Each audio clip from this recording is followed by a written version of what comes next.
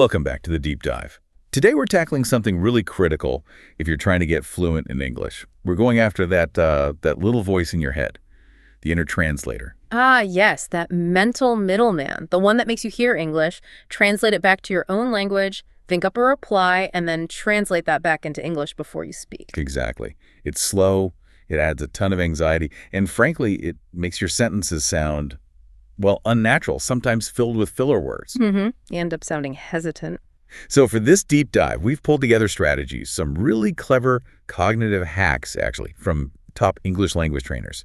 Our mission. To give you a clear plan, something you can actually use to, well, tear down that translation bridge in your mind. And get your brain connecting thoughts, feelings, directly to English words. That's the goal. Faster responses, better listening, real fluency, basically. Okay, so let's start with why that old translation habit is such a trap. Why does it fail? Well, you said it makes the brain work twice as hard, maybe even more.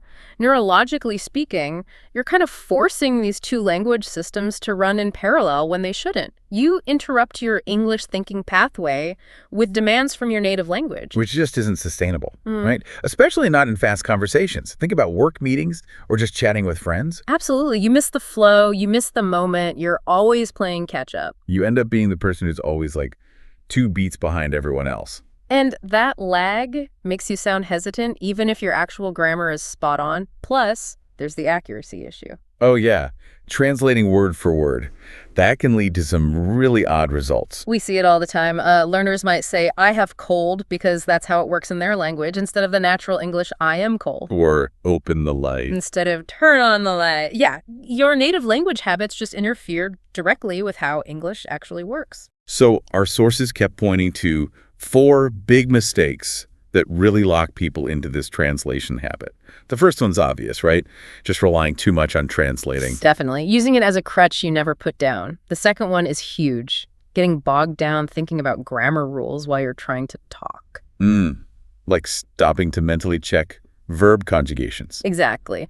Grammar should become more intuitive through listening and using the language, not something you consciously analyze mid-sentence. It just kills the conversation flow. And that sounds like it connects directly to the third mistake, perfectionism, the fear of making errors. It's paralyzing for so many learners. They'd rather say nothing and seem correct than risk saying something imperfectly but keeping the conversation moving. Right. And the last one. Simply not getting enough English exposure. If your day-to-day life is almost entirely in your native language, your brain just doesn't see English as, well, essential. It's treated like an optional extra. You have to make it feel necessary. You do. So, if translation is the trap, and grammar drills alone aren't the answer, how much of this really comes down to psychology? Oh, it's huge. It's mostly psychological, which is why mindset is where we have to start. You've got to tackle the anxiety first. It's not just learning words, it's changing how you think. Precisely. It's about reframing how your own identity processes and expresses ideas. And that starts with a core belief. Yeah. You can think in English. If you go into it thinking it's impossible, well... You've already lost. Yeah. And I think that's where many people hit a wall. Our sources really emphasize starting small. Don't try to flip a switch and think 100% in English overnight. Absolutely not. That just leads to frustration and burnout. Think of it like building up stamina for running. You don't attempt a marathon on day one, right? Right. Start with maybe just 30 seconds of pure English thought today. Aim for a minute tomorrow. Build that mental endurance gradually. Trying to do too much too soon is probably the biggest reason people give up. Now, what about mistakes? You mentioned the fear. We need to completely flip the script on mistakes. See them as helpful signposts. They show you where you need a bit more practice, not that you're failing. Okay. And visualization can help too. Yeah. You know, actively imagine yourself speaking confidently in English. Maybe you're in a meeting, maybe just chatting easily. Picture English being this effortless tool you're using. Okay, so mindset is key. But what about that moment? We've all been there. When a word just vanishes. You know the word, but it's gone. What do you do then? The instinct is to switch back to your own language. Ah, yes. And you absolutely must resist that instinct. That is a hard rule. Switching back just reinforces that translation bridge we're trying to dismantle. You have to keep the English flow going no matter what. But wait a sec, I want that sound, well, a bit silly. If I'm in an important meeting and I forget the word screwdriver and I start saying, the tool, You use it for turning screws. Doesn't that seem awkward? It might feel awkward in the moment, that's true, but think about the alternative. Switching languages completely breaks the flow and jolts everyone out of the English conversation. Describing the word in English, it's metal, long handle, you use it for screws, actually forces your brain to work in English. You're using other English words, building connections, strengthening those pathways. It's active practice, even if it feels a bit clunky temporarily. Maintaining the L2 flow is the priority. Okay, I see the logic. So, manage the psychology, start small. Embrace imperfection, don't switch back. That's the foundation. Let's get into the practical tools. Tier 1, building that internal English voice. Right. And the easiest way to start, like right now, is labeling your world. Look around wherever you are, name the objects in English. Phone, lamp, window, tree, car. The key being. Connect the English word directly to the thing itself, or the idea of the thing. Skip the step where you think of the word in your native language first. Direct connection. And if you genuinely don't know the English word for something, just leave a blank space in your mind. Think like mental question mark or need to look that up. Anything but inserting the native language word. You're training your brain that your L1 isn't the fallback for this concept anymore. okay, label the world. What's next? Build on that with daily self-talk or narration. Basically, become the commentator of your own life. As you do simple things, making coffee, walking to the bus stop, tidying up, describe your actions. Out loud? Or just in your head? Either works. Mentally is fine. Quietly out loud can be good too. I am pouring the water. I'm looking for my keys. I am walking down the street. Cleed. It's fantastic practice for action verbs, for tenses, all with zero pressure because there's no audience. That sounds doable. And it builds into what our sources really pushed as a core practice. Recapping your day. Before bed, just mentally run through what you did, but do it all in English. So you're forcing your brain to process your actual memories and experiences using English. Exactly. English becomes the language you reflect in, not just talk in. You can even add a layer by asking and answering simple questions to yourself in English during the day. Like, What should I have for lunch? Maybe I'll have that salad. Or did I lock the door? Yes, I remember locking it. Simple internal conversations. okay. And there was one more in this first tier. Yeah, a fun little exercise called the connection game. It helps build quick associations. You take a key word from one sentence and use it to start the next one. Give me an example. Okay, like, I need to buy some milk. Milk comes from cows. Cows live on farms, see? You're just linking ideas quickly in English. It speeds up how you retrieve words and connect thoughts. Right, building those mental connections. Okay, so that's the internal work. How do we start shaping our external world to support this? Tier 2, immersion and using media smartly. The absolute simplest thing, and everyone should do this today, is change your device language. Phone, computer, main apps, switch them all to English. Do it now. It's constant passive exposure to functional English. Commands, menus, notifications. You'll see dozens, maybe hundreds of English words and phrases every day without even trying. It normalizes English in your daily functions. Makes sense. Now, media, watching TV shows, movies, our sources were very clear. Just passively binge watching doesn't cut it for active learning. Not if you want to really train your brain, no. Passive watching is fine for general exposure, but for targeted improvement, need to be active.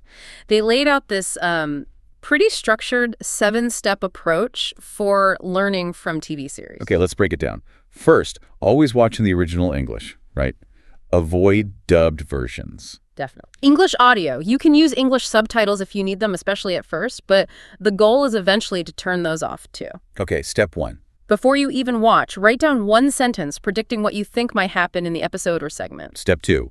Watch only about 10 minutes. Don't try to do the whole episode like this at once. Right. Then, step 3, while watching that 10 minutes, take notes. Jot down new words, interesting phrases, slang, even things about pronunciation you notice. Step 4. Pause the show and immediately summarize, in English, what you just saw happen in those 10 minutes. Step 5. Based on that, predict what you think will happen next. Again, in English. Step 6 is crucial. Look up the words and phrases you noted down. Use a dictionary, Google, whatever you need to really understand them. And finally, step 7. Rewatch that same 10-minute segment. Now that you understand the new vocabulary, watch it again to see it used naturally in context. Okay, I have to admit, that 7-step plan sounds intense, like really time-consuming. If I do that for an hour, I might only get through, 20 or 30 minutes of a show. How do you start people from just giving up? Yeah, it does take effort. That's where the mindset part loops back in. You have to frame it not as relaxing entertainment, but as a focused learning exercise, like going to the gym for your brain. So manage expectations. Exactly. And if the 7 steps feels like too much, simplify it. Maybe just do step 1, predict, step 4, summarize, and step 7, rewatch. The core idea is forcing some kind of English output, predicting, summarizing, based on the English input watching. You just can't stay purely passive. That makes sense. Modify it, but keep the active element. What about music? Oh, music is great. And specifically, music and shadowing. Listen to English songs, choose artists with clear pronunciation, maybe the Beatles, Adele, Ed Sheeran are often recommended. Focus on the lyrics. And the shadowing part. That's where you try to speak or sing along, mimicking the pronunciation, the rhythm, the stress patterns, the way words link together as closely as possible. It's fantastic physical practice for your mouth and ears. Training the muscles and the listening skills together. Okay, that covers immersion. Let's move to Tier 3. This sounds like the deep end. Advanced vocabulary training. Severing that translation link for good. This is where it gets cognitively demanding, yeah. But the payoff is huge, and it starts with something potentially painful. Which is? You have got to ditch your bilingual dictionary. Seriously, stop using it. Put it away. Why? They seem so helpful and quick. Because every time you look up an English word and immediately see the translation in your native language, you are reinforcing that L1 connection. You're strengthening the bridge you want to tear down. So the alternative is? The English to English dictionary, a monolingual dictionary. When you look up, say, resilient, you shouldn't see the word in your language. You should see the definition in English. Able to withstand or recover quickly from difficult conditions. Okay, but what's the real benefit there? Seems slower. The cognitive benefit is huge. You're not just learning one word, you're learning a concept defined by other English words. Your brain starts chunking. It links resilient to the idea of recovering quickly from difficulty. When you need the word later, you access that whole English chunk, completely bypassing your native language. That's the magic. I can see that. But I also hear the main complaint already. What if the English definition itself uses words I don't know? I look up one word and suddenly need to look up 3 more in the definition. And that difficulty is exactly where the deeper learning happens. It forces you to engage more actively. If the definition is confusing, first, try to rephrase it yourself in simpler English. Talk it out. Second, use Google Images. Seriously. Search for the word. Seeing pictures associated with serene or dilapidated gives you instant nonverbal context. Visual anchors. Precisely. And third, search for example sentences using the word. Find how it's used naturally on different websites. Look for patterns. So you triangulate the meaning using only English resources. That's the idea. Multiple English anchors instead of one L1 translation. And the final piece for this advanced tier is actively learning fixed phrases and adjectives. Not just single words, but common pairings or whole expressions. Exactly. Focus on useful, everyday adjectives, maybe compassionate, versatile, meticulous, and learn set phrases as single units. On the other hand, make ends meet, by and large. Why focus on phrases? Because native speakers use these constantly and your brain learns them as chunks. When you want to express a contrast, you don't build on the other hand word by word. You retrieve the whole unit instantly. It makes your speech flow much more naturally. It's another way to bypass that word-by-word translation process. It's the ultimate shortcut around the inner translator, really. Wow. Okay, this has been incredibly comprehensive. From that internal voice, through immersion, right up to rewiring vocabulary with monolingual dictionaries. Yeah. If you had to pick the absolute most powerful starting points from all this, I'd say 3 stand out for immediate impact.